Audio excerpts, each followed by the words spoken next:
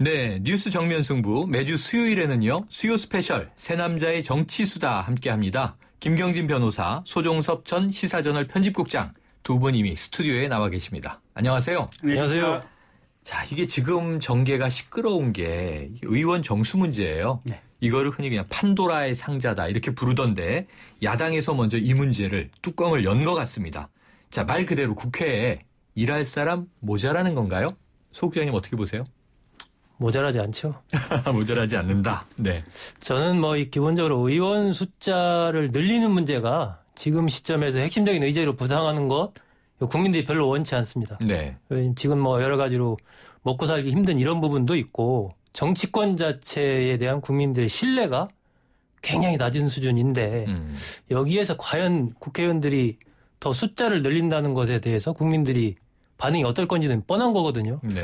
그리고 이제 일부에서 그런 이야기를 하면서 그 세비 같은 것들을 동결하거나 삭감하는 얘기를 하는데 그 자체는 아주 작은 부분입니다. 지금 통계로 따지면 국회의원 한 명이 새로 생기면 보좌진들이 생기고 각종 의정활동 지원비가 생기고 의원회 간에 사무실이 또 지원돼야 돼요.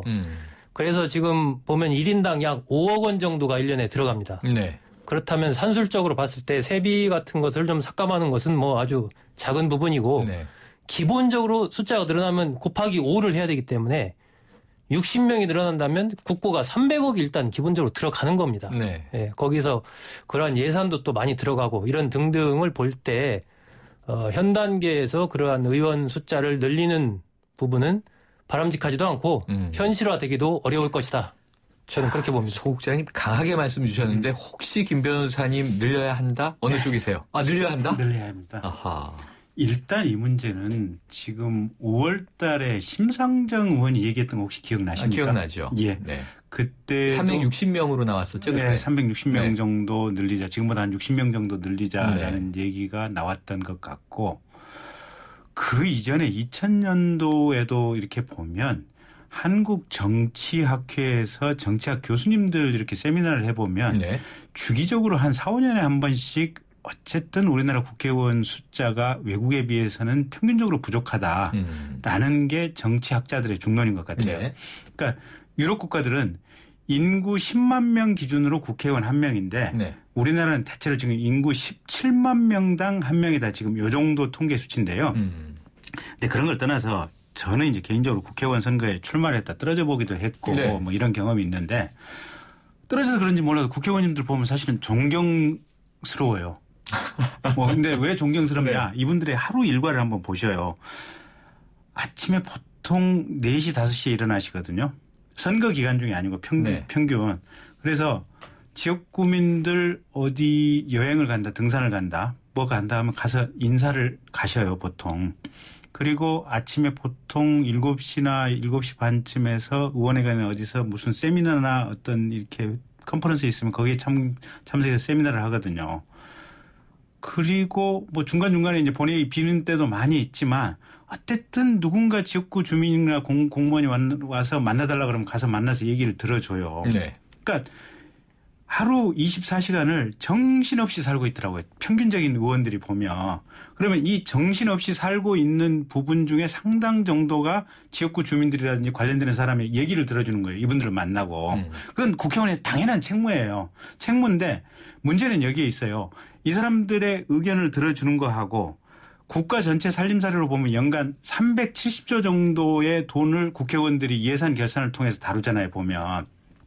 네. 그러면 국회의원 숫자가 늘어나고 보좌진들 소국장님 아까 한 50명 늘어나면 한 300억 정도 더 써야 된다고 했잖아요. 제가 볼 땐 300억 더 써도 돼요. 왜냐하면 370조의 예산을 다루는데 300억 더 못 쓴다. 저는 뭐든지요. 이렇게 생각하고 있어요. 애들 과외시키면 돈 많이 투자하면 공부하는 시간 늘려주면 성적 더 나오잖아요. 돈 주고 바가지 쓸 가능성이 있긴 하지만 우리가 비싼 물건을 사면 싼 것보다는 훨씬 더 성능이나 품질이 좋을 가능성이 높아요. 평균적으로. 근데 기본적으로 이제 김 변호사님 말씀도 일리 있는 부분이 있어요.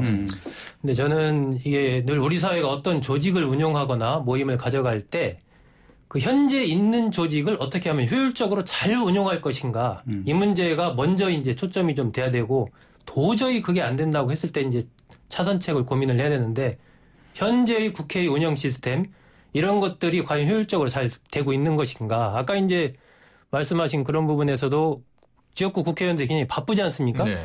이런 부분들이 이제 바빠야 될 수밖에 없는 요인도 있지만 또 때로는 꼭 국회의원이 안 해도 되는 그러니까 지방의원이나 지방자치단체장들이 해야 되는 역할까지도 국회의원들이 뭐 다 하려고 이렇게 집중을 하다 보니까 일이 또 많아지는 거거든요. 사실상은 본업인 입법 활동에 국회의원들이 더 역할을 좀 해야 되는데 우리나라 정치 문화가 그렇지 못한 부분이 있기 때문에 이제 거기서 파생되는 문제인데 그렇기 때문에 저는 이게 꼭 숫자의 문제라기보다는 현재 있는 의원들을 어떻게 하면 조금 더 효율적으로 의정 활동에 집중할 수 있도록 우리가 좀 정치 문화를 바꿔갈 수 있는가 네. 이런 부분이 저는 더 중요하다고 보는 거죠. 그러니까 이제 그 정보 관련해서 그게 포인트인데요. 정치 문화를 바꾸면 돼요. 근데 이 문화를 바꾼다는 것이 국회의원들과 국회 관계자들의 이 생각만 바꿔서 되느냐. 그건 아니라는 거죠. 결국은 전 국민의 의식, 우리가 만나고 있는 우리 동네 주민의 의식이나 생각, 국회의원 굳이 이 조그만 행사에 안 오실 필요 없는데도 부른다. 부를 필요 없다. 이런 의식의 변화가 있어야 되는데 그게 쉽지가 않다는 거죠. 그러면 현재 가능한 범위 내에서 의식개혁을 추진하고 효율화를 시키면서 대신 그 기반을 쉽게 변하지 않으니까 결국 현재의 어느 정도 이 상태를 감안한다면 숫자를 늘리는 것이 그나저나 최적의 방안이 될 수 있다. 어쨌건 이 문제는 제가 보기엔 지금 이제 총선도 다가와 있고 네. 어떤 생명력을 갖기가 어렵습니다. 기본적으로. 그렇기 때문에 한 번 이제 제기는 됐지만 정말 진지하게 논의를 하려면 내년에 이제 총선 끝나고 나서 정말 정치 구조를 바꾸는 그런 거 하나를 모임을 만들어서 거기서 논의하면 모르겠지만 지금 얼마 남지도 않은 이 시점에서 그 문제가 현실적으로 봤을 때 네. 현실화하기는 어렵다. 근데 또 생각해 보면 어차피 지금 선거구 개편 문제는 헌법재판소가 이미 숙제를 던져놨잖아요. 개편해야 되거든요.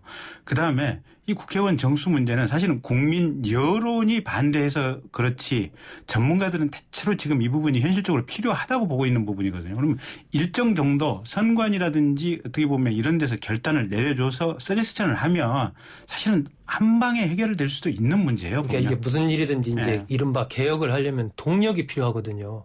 동력이라는 게 이런 문제에 결국 국민의 어떤 지지인데 지금 단계에서는 그런 부분이 너무 약하기 때문에 저는 현실적으로 의제 자체가 설정하기가 어려운 상황이다. 뭐 그렇게 보는 거죠. 자, 이게 의원 정수 문제 판도라의 상자가 맞는 것 같네요. 저는 열기만 했는데 두 분이 그냥 자동으로 막 여야 입장 왔다 갔다 하시는데 자, 3부는 여기까지 줄이고요. 4부에서 더 충분하게 이야기 나눠보겠습니다. 네, 이게 지금 자연스럽게 의원 정수 문제에서 선거구 재획정 문제로 넘어왔어요. 헌재에서 판결했습니다. 네. 연내로 정리해야죠. 총선 전에 2대1 인구비례 맞춰라 이거고요. 네. 이게 평등성의 원칙 뭐 그렇게 얘기하시던데 문제는 선거구 재획정을 하면 어쨌든 지금 이 지역구가 줄거나 늘거나 할 거 아니에요. 네. 그럼 300명을 딱 고정시켜 놓으면 또 이 비례대표가 늘거나 줄거나 할 거 아니에요. 네. 어떻게 해결해야 되는 겁니까? 그래서 현실적으로 여야 간에 이제 굉장히 줄다리기가 그 부분이 좀 심한 것 같아요. 네. 지금 농촌 같은 경우는 워낙 시골에 인구가 적지 않습니까? 줄어들고 있고. 예, 그다음에 어르신 인구밖에 없고 그러다 보니까 현재 농촌 지역은 적은 인구로 지금 국회의원 한 명이 돼 있고 네. 도시는 그러니까 농촌은 대략 한 10만, 11만 정도의 남짓해서 지금 국회의원 한 명 이렇게 네. 돼 있고 도시는 적은 데는 한 15만, 20만, 심지어 많은 데는 한 30몇만까지 가는 데가 있거든요. 그래서 도시는 인구에 비해서 국회의원 숫자가 워낙 적고, 근데 이제 그래서 대표적으로 지금 수혜를 보고 있는 데가 경상북도에 있는 의원들 같은 경우 적은 이후로 의원 숫자로 지금 이렇게 국회의원이 많이 돼 있고, 네. 또 전라남도도 지금 비슷한 상황인 것 같고요. 네. 대신 서울이나 특히 경기 지역 같은 경우는 인구는 되게 많은데 국회의원 숫자는 적어요. 네. 그래서 그런 부분을 조정하자라고 하는 것이 이제 조정하라라고 하는 것이 헌법재판소의 판결 이유고. 네. 근데 이제 그게 조정이 됐을 때는 새누리당 입장에서는 어떻게 보면 농촌 지역이 지금 보수적인 성향이 좀 있지 않습니까? 그래서 전체적으로 조금 손해가 더 있는 것 같고 새정치연합은 도시 쪽의 선거구가 늘어나면 현실적인 이익이 좀 있다라고 보는 것 같아서 그래서 새누리당은 최대한 어쨌든 이 지역구 의원을 현상 유지하는 상태로 가자. 그래서 비례대표 숫자를 선관위 권고한 대로 2대 1로 맞추려고 한다면 지역구는 그대로 두고 오히려 비례대표를 좀 줄이는 방향으로 가자. 이게 새누리당의 방안인 것 같고 거꾸로 새정치연합은 지금 비례대표를 조금 늘리는 이 전제하로 가자. 지금 이런 입장들이 좀 충돌하고 있는 상황인 것 같아요. 그렇군요. 소 국장님은 어떠세요? 이게 비례를 늘리는 게 좋아요? 지역구를 늘리는 게 좋아요? 저는 지역구를 좀 늘리는 것도 괜찮다라고 보는데 왜 그러냐면 이 비례대표가 2004년부터 이제 도입이 본격적으로 돼가지고 시행이 되고 있는데 요즘에 보면 비례대표가 과연 비례대표 애초 취지에 맞게 잘 운영이 되고 있는가 네. 하는 부분에서 저는 좀 의문을 가지고 있어요. 원래 이게 도입될 때는 직능별 그러니까 전문성을 가진 사람을 영입해서 네. 그것을 이제 의정활동에 반영하는 뭐 그런 의미에서 이제 도입이 됐는데 그 뒤에 쭉 보면은 이런 뭐 어떤 실력자가 자기의 측근이나 이런 사람들을 국회로 진출시키는 창구 네. 또 때로는 뭐 어떤 공천 헌금 같은 것을 거둬들이는 하나의 그런 창구 그렇게 또 작용을 했고 또 요즘에 보면은 이제 비례대표 의원들이 이번에도 마찬가지인데 지역구에 지금 이제 내년에 출마하기 위해서 사무실들을 많이 내고 활동을 하고 있지 않습니까? 네. 지금도 네. 그런 것 자체가 비례대표 의원이면 비례대표 의원으로서 국회에 진출했을 때의 그 어떤 본인의 직무에 있어서의 전문성을 발휘를 하고 그것은 지역구와 구분이 돼야 되는데 네. 하나의 또 지역구 의원으로 가기 위한 통로로서 또 비례대표 의원이 또 활용이 되고 있고 그래서 네. 전반적으로 어쨌건 이 비례대표라는 제도에 대해서 이 뭔가 좀 한번 점검할 때가 되지 않았나 뭐 기본적인 그런 생각을 좀 가지고 있고요. 저는 선관위의 권고안을 정치권에서 최대한 좀 충실하게 따를 필요가 있다. 그래서 2대 1이라는 그것은 지금까지 사실 표의 등가성 문제나 가치에 있어서 굉장히 차이가 컸기 때문에 최대한으로 그걸 반영하려는 노력을 정치권에서 해야 된다. 하지만 그것이 이제 현재 의원 정수를 유지하는 선에서 그런 부분을 좀 진행하는 게 맞지 않느냐. 그렇게 본다면 비례대표가 조금 줄어들 수도 있을 것 같아요. 모르겠습니다. 지금 현재 지역구가 한 59개 정도 이제 그 통폐합 조정 대상이 되는데 그것이 어떤 기준으로 어떻게 이제 하느냐에 따라서 좀 달라질 수는 있겠지만. 네, 이게 어제 저희가 이 야당은 이제 김태년 의원, 여당은 이제 정우택 의원 인터뷰를 했는데 지금 똑같은 말씀이세요. 정우택 의원은 비례가 지금 18% 정도 되는데 10% 정도로 이 수를 줄여도 그 비례대표의 이 어떤 상징성 역할은 할 수 있을 것 같다라는 입장이라 그게 이제 우선은 정 의원 개인의 의견이긴 합니다만 뭐 좀 여당은 그런 기류인 것 같고요. 그러면은 김 변호사님 어떻게 생각하세요? 선관위가 지금 그러니까 18%밖에 안 된다는 거 아니에요? 그러니까 지금 54석이죠. 54석. 54대 300석 중에서 54대 246이잖아요, 보면. 근데 선관위 공고안은 비례와 지역구도 지금 2대 1 정도 맞추라는 거 아니겠어요? 그러니까 오히려 비례대표를 지금 대폭 늘리라는 거예요. 네. 근데 이게 그러니까 아까 방금 소 국장님 말씀하신 대로 현재 비례대표 제도가 일종의 당 대표라든지 실력자들이 지들 마음대로 비례대표 국회의원을 만들어내는 일종의 창구로서 활용된 부작용이 분명히 있긴 있어요. 근데 반면에 비례의 장점도 분명히 있어요. 가령 비례대표 제도가 없다면 국회의원이 될 수 있는 사람들은 지역에서 악수 잘하고 동네 사람들하고 지금까지 스킨십 잘할 수 있고 아주 부지런히 몸을 움직이는 이런 사람들이 국회의원이 됐는데 가령 열심히 공부만 해서 어떤 뭐랄까 경제 전문가다 또는 이번에 이제 국정원 해킹 문제 터졌는데 정말로 어떤 전산 컴퓨터 문제에 대해서 전문가다 이런 사람들은 사실은 스킨십이라든지 지역 주민들하고 만나는 이 능력이 떨어지지 않습니까? 이런 사람들을 국회의원을 만들 수 있는 통로는 사실은 비례대표 제도밖에 없는 거예요.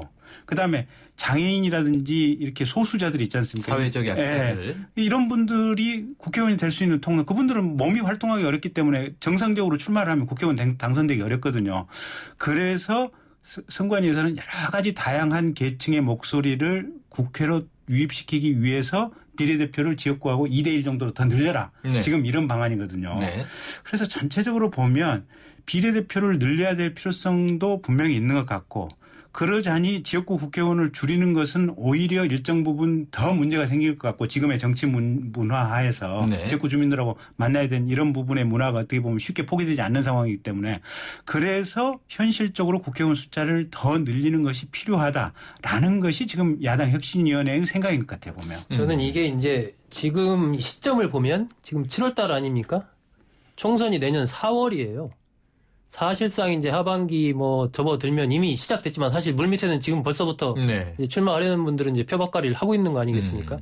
그러니까 지금 이러한 의제가 나오는 것 자체가 여야가 이 제도의 변화 속에서 서로 이제 선거 내년 총선에서 유불리를 따져가지고 내놓는 거거든요. 그렇기 때문에 서로가 서로의 셈법을 빤히 들여다보고 있는 거예요. 네. 그렇기 때문에 어떤 합의를 이루기가 쉽지 않은 기본적인 환경을 가지고 있는 겁니다. 네. 그래서 제가 아까도 말씀드렸다시피 내년 총선이 끝나고 나서 우리 정치의 구조를 한번 어떻게 바꿀 것인가 여야가 합의해서 어떤 조직을 만들어서 그 속에서 정수 문제든 이런 제도 문제든 이런 것들을 논의하는 게 맞다라는 게 저는 기본적으로 그렇게 생각을 하는 것이고 요번에 그 권역별 비례대표제 네. 저는 그거 한번 생각해 볼 만하다고 봅니다. 새정치민주연합 혁신안으로 나왔죠. 예. 네. 생각해 볼 만하다고 보는데 현실적으로는 그것도 도입하기가 저는 쉽지 않다고 봐요. 이번에. 네. 네. 하지만 권역별 비례대표제가 지금 여야 이제 뭐 영남, 호남 이렇게 딱 나뉘어져 가지고 완전히 이제 딱 호남은 그냥 새정치민주연합 공천을 받아야 되고 이쪽은 또 새누리당 공천을 받아야 되고 이런 식의 구조가 지금 계속되는 것은 국가적으로 바람직하지 않다라고 보기 때문에 어떤 식이든 좀 이렇게 표에 또 지지하는 사람들이 영남에도 새정치민주연합을 지지하는 사람들이 많이 있지 않습니까? 그런 것들이 표로 이렇게 의정 활동으로 이어질 수 있도록 의원을 배출한 구조로 이어지는 게 바람직하다. 그래서 권역별 비례대표제 같은 경우는 한번 진지하게 우리가 그 고민을 좀 해봐야 되지 않나 뭐 그런 생각을 가지고 있습니다. 그게 저는요. 그러니까 가령 소국장님 말씀대로 천천히 심도 깊은 논의를 하기 위해서는 내년 선거 끝나고 하는 것이 바람직할 수도 있지만 사실 내년 선거 끝나고 나면 또 논의 안 됩니다. 지금 목전에 닥쳤을 때 일정 부분 몰아쳐서 해야 되고요. 우리 공부 벼락치기 많이 했지 않습니까 보면 할 수 있는 거고 두 번째 벼락치기 할 때 이미 일정 부분 선관위에서 정답을 내준 게 있어요. 선관위에서 헌법재판소는 일단 지금 인구격차 지역구 인구격차 2대1로 하라. 그랬죠. 숙제 내줬고요. 선관위에서 정답 내준 게 뭐냐면 권역별 비례대표제 도입하라.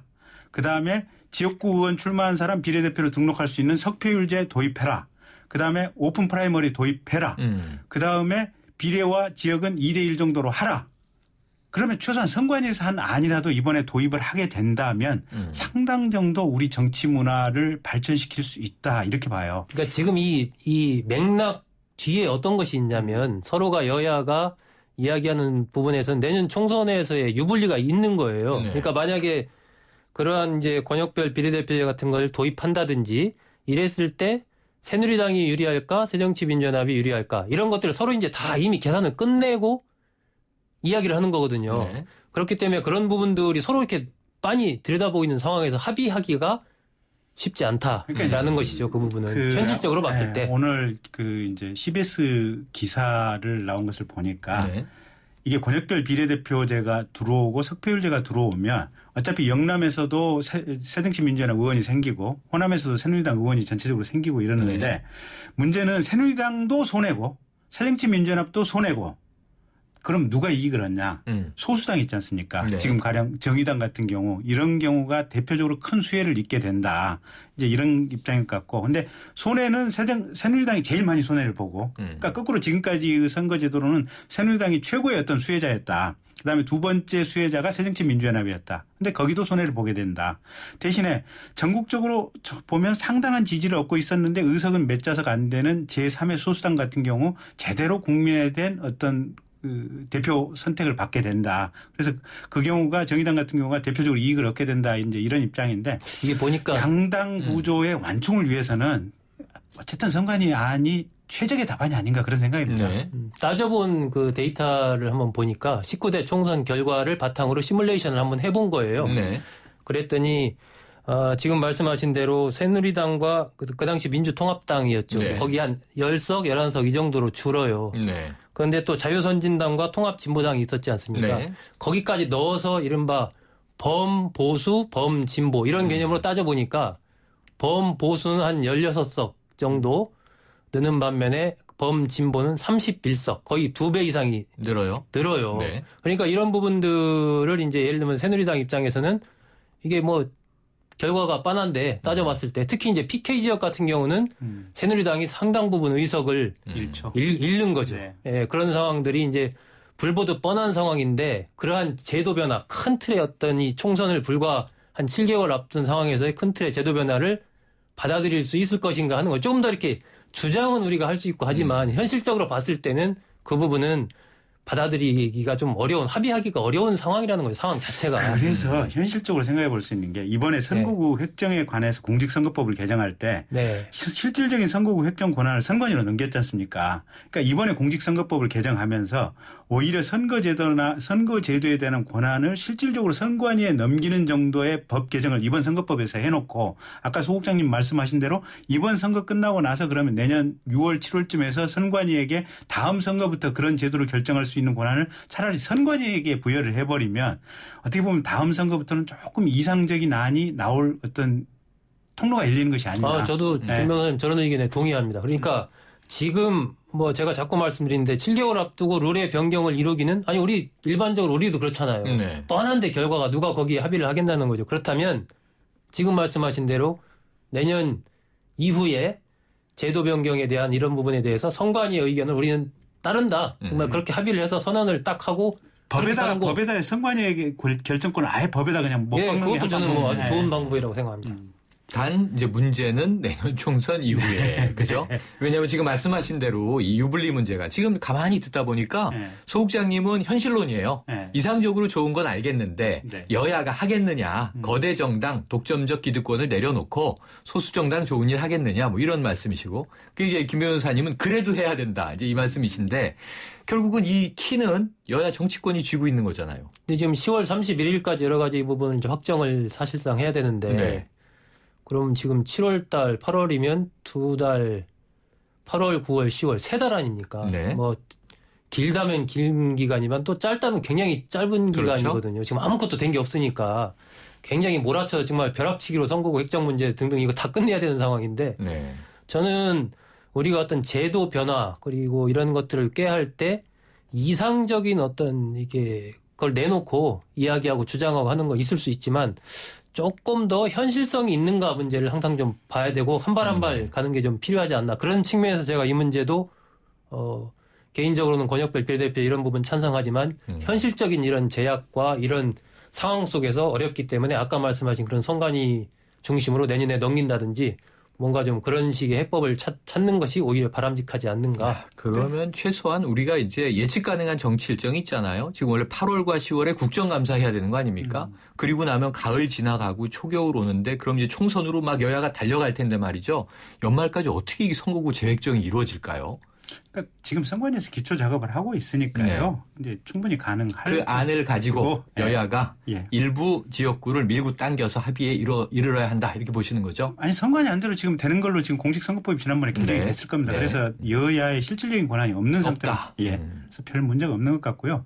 사실은 선관위가 이번 지금 공직선거법에 대해서 모범 답안을 내놨으니까 이번에 여야가 받아들이면 되는 문제인데 소 국장님 아까 말씀하셨던 대로 여당이 워낙 큰 틀에서 보면 손해가 많다고 해서 버티는 이런 어떤 현실의 문제가 있다면 그러면 다음 정치 구도가 어떻게 변할지 모르니까 그 정도 선에서 선관위에게 제도 결정권을 맡기는 선에서 법 개정을 합의해 놓으면 조금 시간은 늦게 가지만 4년 후로 늦게 가지만 어쨌든 진보는 이루어갈 수 있는 현실적인 단초는 되지 않을까 싶습니다. 그렇죠. 그때 되면 어차피 서로가 뭐 이규분리를 따질 수 있는 그런 건 너무 한 4년 또 지나야 되니까 그 합리적인 생각이라고 봅니다. 네.